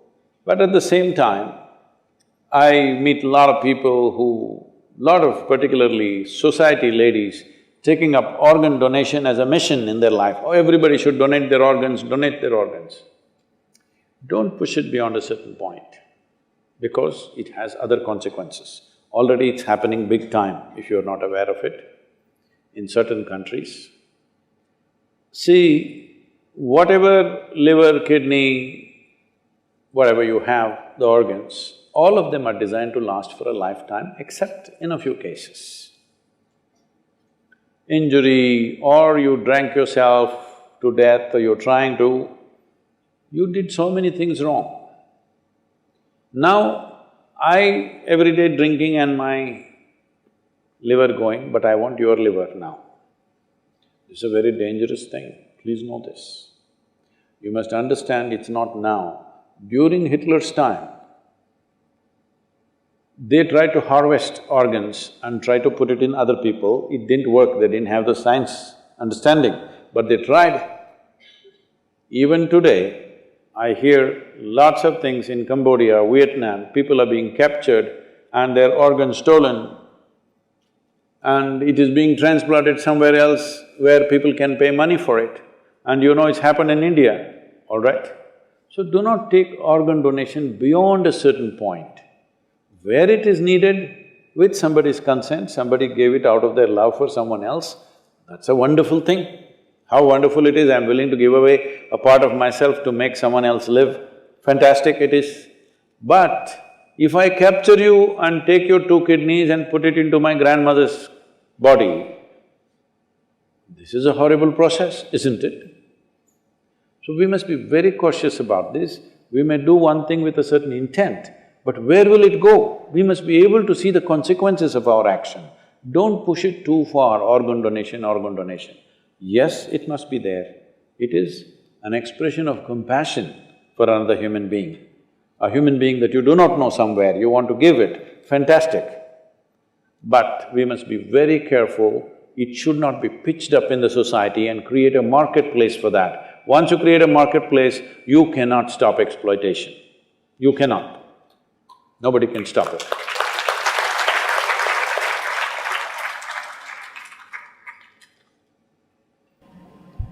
Namaskar Sadhguruji, I am Machani Somesh. If you can hold it a little close, it's quite safe. And my question is, have you ever regretted an answer you have given? If yes, what is that? If no, how can you be so sure of your answers?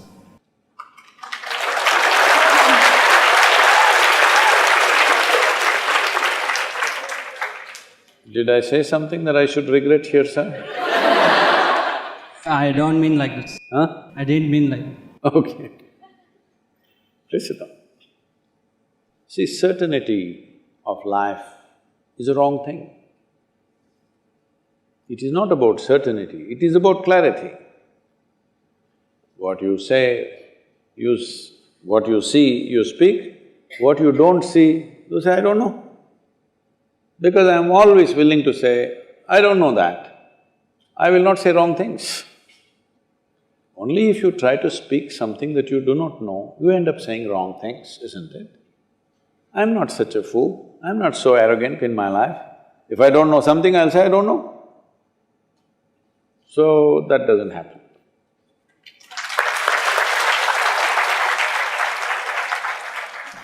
Namaskaram Sadhguru, I am Sahiti, final year medico.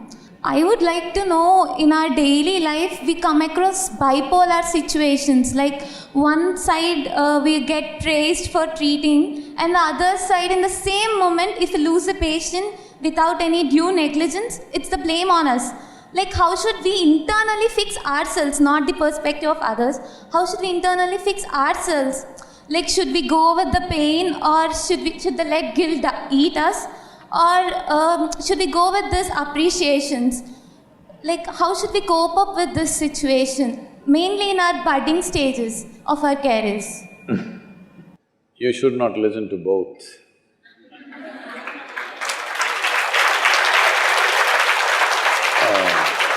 Be stoned then. Stoned?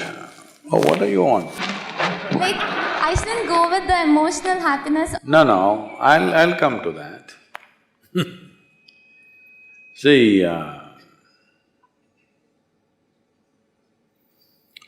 somebody else's opinion becomes important in one's life only when you do not know what you're doing. Yes? If you are very clear about what you're doing, what somebody says, good things or bad things, it doesn't matter. In fact, the best things that have ever been done on this planet always got bad press, largely during their lifetimes, and it was only appreciated after they're gone. Today the time cycle has changed, it will come back sooner. Appreciation will come back sooner. But you must not be doing things because of appreciation or fear of criticism, you must be doing something that matters to you, isn't it? It really matters to you that right now somebody comes to you with a broken hand it should matter to you that I want to fix this hand as quickly and as well as I can, with whatever means I have in my hands. If she comes to me when I'm in the orthopedic ward, I will treat her one way. Suppose in a jungle, we were out on a trek and she broke her hand, I will do in a different way, I'll take the local twigs and tie it up. All this fancy casing won't be there. But I'm doing my best, that much I know. It may not be the best treatment, but I'm doing my best always. This one thing you fix. Somebody else may come and say, see, the way you fix this plaster is not good, you should have fixed it that way and this way and this way and that way. Maybe he knows better, but the way I know it, I've done my best. This is all any human being can do, always. But you should not fall short of yourself, isn't it? What you can do must happen. In our lives, if we do not do what we cannot do, it's not a problem. But if we do not do what we can do, we are a disaster, isn't it? So you should not become such a disaster.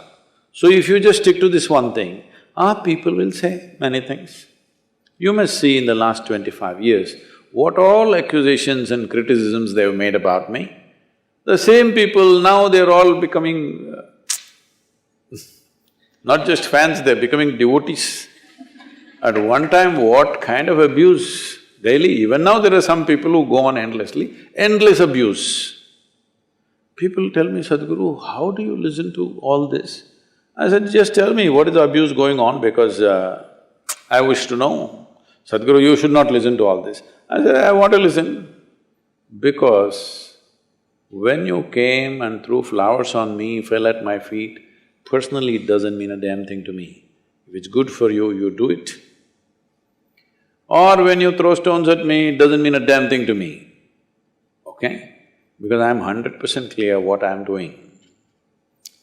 Maybe you will take time to evolve and appreciate what's happening, but this is not being done for your appreciation. This is being done because this is my way. Let me tell you a little story. A guru was there on the banks of Narmada. One day he went for, the bath was always a dip in the river. So he went for his bath. His disciple was holding his clothes and standing there because otherwise it's muddy if you keep it down. He went in and he saw a scorpion floating down in the water, struggling. A scorpion is not a swimmer, He's struggling. So the guru picked him up. The disciple screamed, don't take that scorpion, it'll sting you. Well, the scorpion stung him. The guru slowly walked down, slowly bringing him out. He stung him again and again. The disciple went on screaming, what are you doing? Just drop the damn thing. The guru walked and let him out on the bank and he went away. And the disciple said, what kind of rubbish is this? He bit you 3 times. How much pain is there? He said, see, what are you screaming about? The scorpion is doing what it knows best. I am doing what I know best. What are you talking? That's all. You're trained to be a doctor, you do your best, somebody says something. Somebody will live, somebody will die. But the question is, are you doing your best? That's all, isn't it? See, the doctors who treated patients 100 years ago, in today's level of medical science, they may look silly and stupid, but they were doing their best. That's all, isn't it? They let a whole lot of people die for small things because that's all they had. But they were doing their best or not is the only question. Because today medicine, science and technology has evolved, all kinds of things could be done. At that time, with what little they had, they did their best. Today also what you're doing may look silly in another 50 years' time. Yes? Yes or no? Medical science will go to places where you, being a doctor, what you think is great knowledge may look absurd and silly in 50 years or 100 years' time. Does it mean to say you're a bad doctor? No, you're doing your best. That's all you can do. Please do that one thing.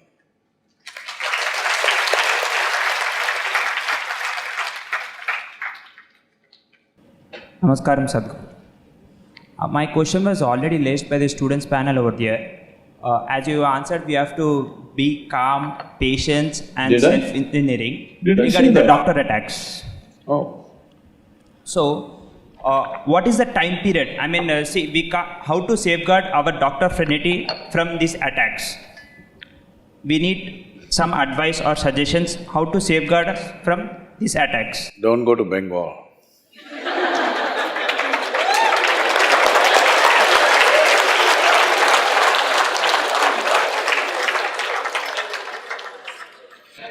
Add on to this. I'll come to you.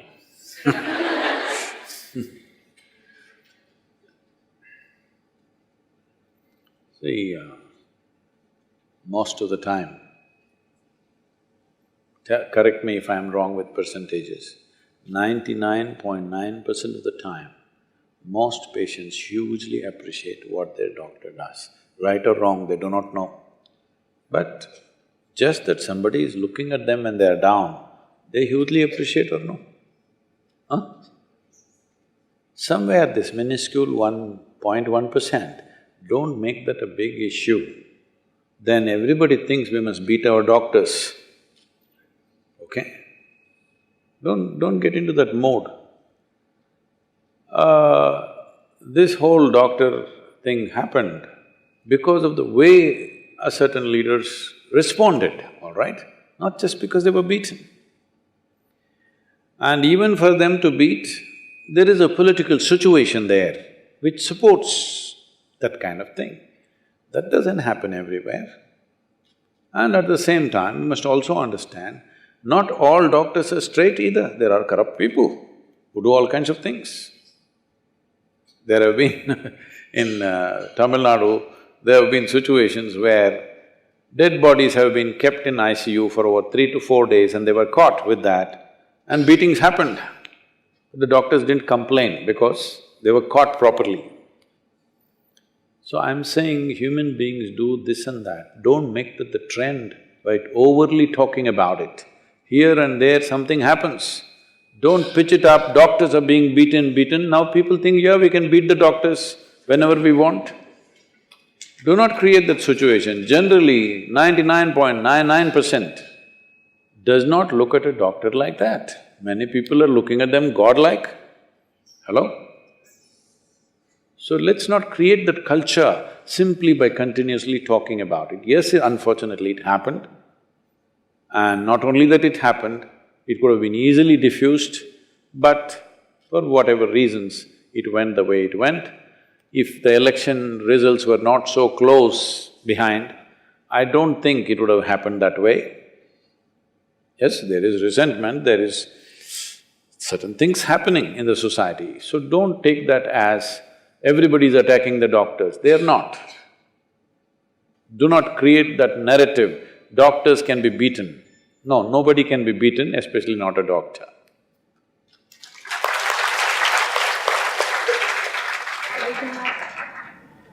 We can have one last question from the audience. Chetna. Hello.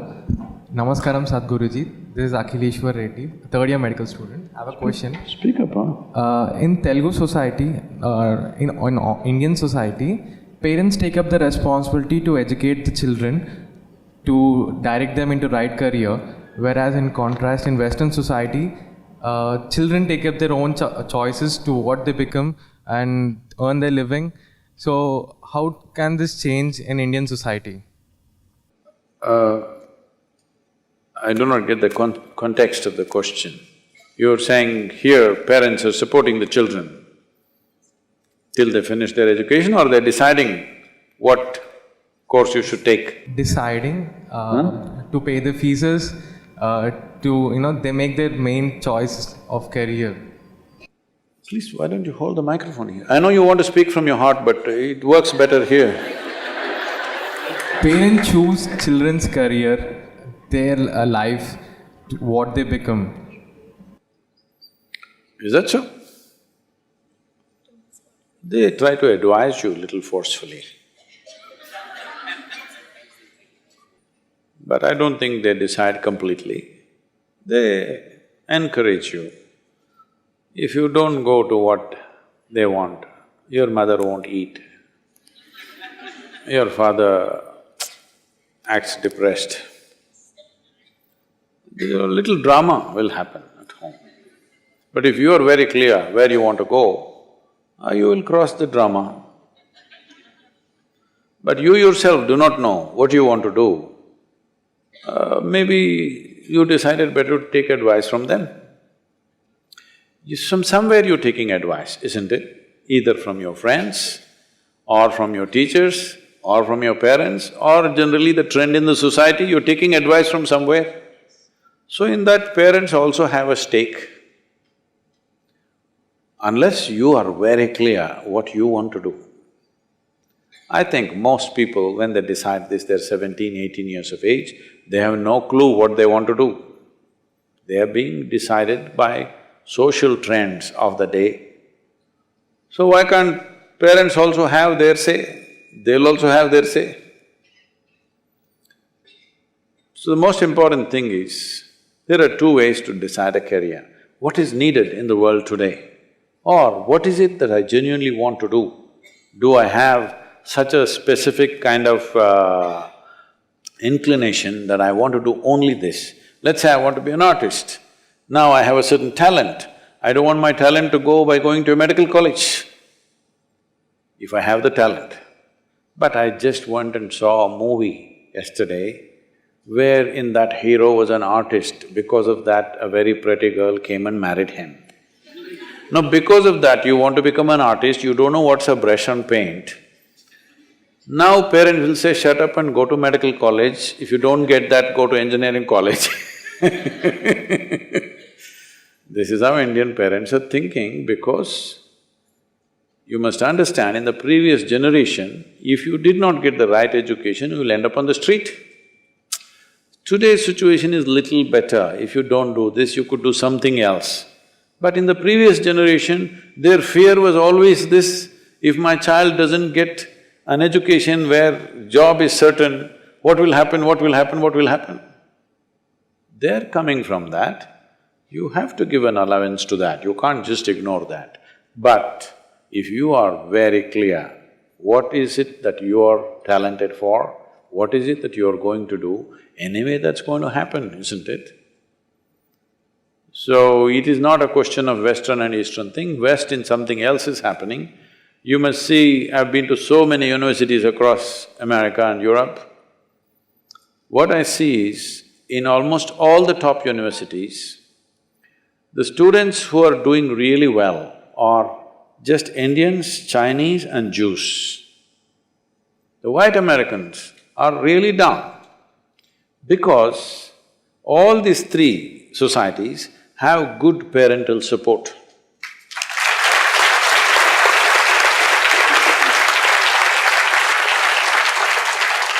Unfortunately for the white kids, the local Americans, except for certain families, most of them are out of their family by the time they're 18, they're living with their boyfriend or girlfriend, managing all that, they're working part-time and they're trying to study.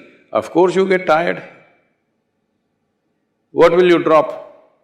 Job or education? Education. Most people drop the education, so their numbers have dwindled. So small it's become, you really go to any top university and see, everywhere there used to be too many Indians, but today there are more Chinese, second is Indians, third is Jewish people.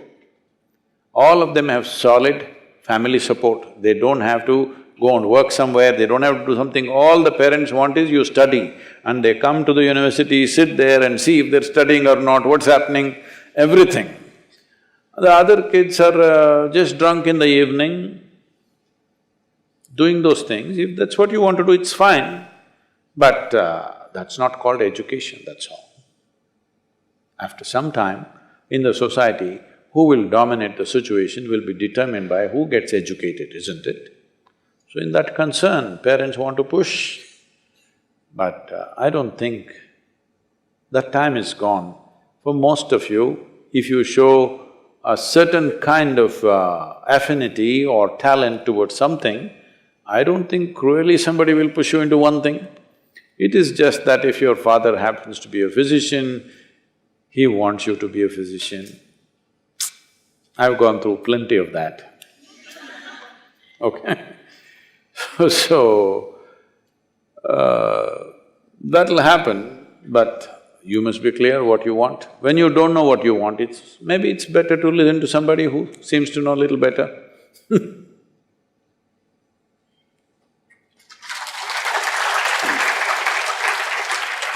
Thank you, Sadhguru, for answering all our questions so patiently. Because of time constraint, I'm sure there are many more people who are waiting for your answers, but because of time constraint, we'll have to end this here. Okay. Can we extend it to one more question? Yes, please. Namaskaram, Sadhguru. I'm a huge fan of you. Not able to see you, huh? If you're a fan, why are you there? You must be in the ceiling.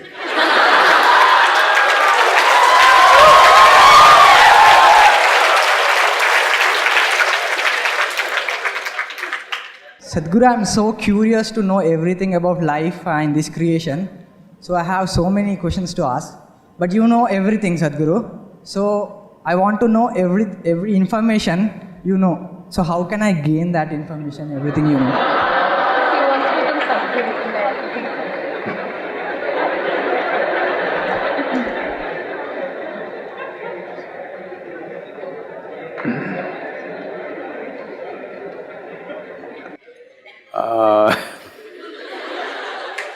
See, this is not about information. Even yesterday this came up, I don't know why all Telugu people asking same question. See, there are different dimensions of human intelligence.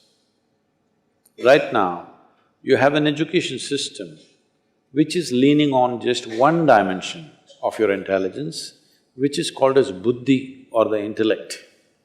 You're simply depending upon intellect. Intellect is like this.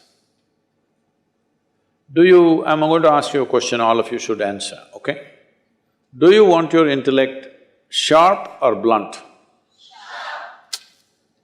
So you understand that intellect is like a knife. It's a cutting instrument, it's a scalpel. So if I want to dissect you, I need a sharp knife.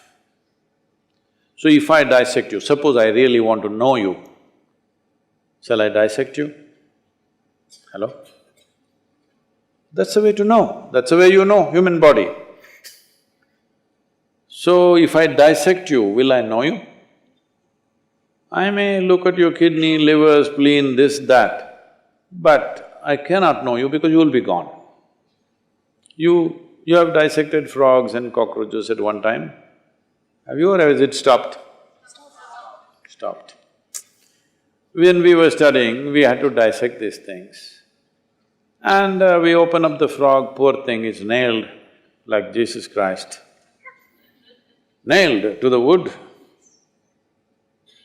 And his heart is beating. The teacher coming and telling, heart is beating like this is happening, this happening. I'm just looking and thinking, what is the damn frog thinking about me? You know? Of course he can understand that much. What kind of an idiot is this, that he opens up my body, looks at the heart pumping and says, heart is pumping nicely. You would have just asked him, he would have told you, yes, it's beating. So, by dissection, you can only know certain things, physical things you can know. You cannot know life by dissection. But right now, you only have a cutting instrument, for everything same. See, if you want to cut something, knife is a useful instrument. Suppose I want to sew my clothes, if I use a knife, it'll be in tatters. That's all that's happening to human life right now. Because they're using a single dimension of intelligence for everything. They're using a knife to fix everything. I must tell you, there was a time when I crisscrossed India on my motorcycle. So I'm somewhere between Madhya Pradesh and UP, early morning, whole night I'm like this, day and night I will ride without sleep. Up to 3 days, no sleep, I will be just riding, simply, no destination. Simply I enjoyed seeing India. Simply I rode, not to any particular destination. So full night I have been riding. Early morning around 6:30, I come to a place where there's one little tea shop. I stop there and those days and even now, if you're riding a chain-driven motorcycle, every few thousand kilometers you have to tighten the chain, otherwise it'll become slack. So my chain has become little slack. I have all the tools and everything to fix these things. But early morning, it's easy job to do, but your hands will become greasy, then you'll have to wash a lot to get the grease out. Then I sit down to have a tea, then I look, there is one little shack where is written Mubarak Mechanical Works. So I thought, anyway, Mubarak Mechanical Works, I saw a strapping young youth. I said, hey, come here. I said, this chain is loose, can you fix it? He said, no problem, I can fix it. Then he went inside his shack and came back with a chisel and a hammer. Then I looked at it and said, what? You going to fix my chain with chisel and hammer? He said, yeah, I can do it, I can do it. I said, just wait. I walked down to his garage, Mubarak Mechanical Works, I walked inside. All he's got is a chisel and hammer. And he will repair anything in your motorcycle. But after he does it, that's it. After that, nobody can open or close anything. With the chisel and hammer, he opens the bolt, nut, everything and does work, but after that it's finished. I said, no, you're not going to touch my motorcycle, I will do it. Why I'm telling you this is, right now most human beings have become Mubarak Mechanical Works. They only have a knife. With a knife, they're trying to fix everything. It doesn't matter, see, just look at this and see. Is it the educated people or the uneducated people who are ruining this planet right now? Education should have brought more sense, isn't it? No, they're trying to fix everything with a knife. With a cutting instrument, they're trying to do all activity. There will be a mess. That goes for a doctor also. A more holistic approach is needed, especially with medicine, with all aspects of life for that matter. So, the important thing is this, there are other dimensions of intelligence. We have buddhi, ahankara, manas, chitta, like this. In yoga, we look at human mind as 16 different dimensions. These 16 dimensions have different approaches to life. If you do not cultivate all those, you are only thinking of life as storing information. No, you don't have to store information. It's like this. How much time do you spend in front of the mirror? Half of my day. Half of your day? Okay. I didn't think a doctor got so much time to spend in front of the mirror. Anyway, whatever time. Suppose the mirror that you're using at home had memory and remembered at least 10% of what it has seen. Today, if you went and stand in front of that mirror, it would be a total mess or no? Hello? The reason why mirror is showing you just the way you are is because it has no memory. It might have seen 10,000 people, but it has no memory. Because of this, it simply sees everything just the way it is. This is what you need to do to your mind, it takes some work. Right now, you are totally leaning on one aspect, which is the intellect. Tell me, if I take away your memory, would your intellect be of any use? Hello? Your intellect is useless without the backing of the memory, isn't it? So that is what the problem is. Like I said earlier, your memory is your knowledge and it's your limitation because it sets a boundary. What I know, what I do not know is a boundary, isn't it, between me and something else. If you want to breach that boundary, you must understand experientially the intelligence of ignorance, because memory is not the way. Memory is a very small thing, it'll help you to survive. It will not show you anything else. It will only recycle the same stuff over and over again. Recycling something cannot be considered intelligent. Machine can do that. You will see in the next 10, 20 years, you will see everything that you think is knowledge will be useless. Scholars who read 10 books, suddenly they become very important. If you read 10 books, you become a scholar. If you just read one book, you become a religious person. And suddenly, by reading one book, how did you become a representative of God? I don't understand. Just reading a single book. We must look at this because this is very important. Human memory is very small. My phone has more memory than you, it has 600 GB. It can do 10 PhDs in a day. Yes. So, people who are reading something, remembering something and they're doing something great, those days are over. What you need is, you need an incisive intelligence which sees everything just the way it is. For this you need a plain mirror which doesn't remember anything but simply reflects what is there. If you want to work on it, please come, you're a big fan, we'll hang you somewhere. Thank you very much. Whatever you do, this is a great possibility that you are in the medical school. Still in the world, most of the population is unserved. So, please, whatever you do, wherever you go, just know this one thing, that when people are sick, they are down. And when people are down, they need the best treatment. Hello? When I'm standing, you can fight with me. When I'm down, you must treat me gently, isn't it? Hello? So, just know people who are coming to you, in some way they're down. You must give the best that you have to that person. Just do this one thing as a doctor, even if you don't become super specialist, just this will do wonderful things to people. Thank you very much.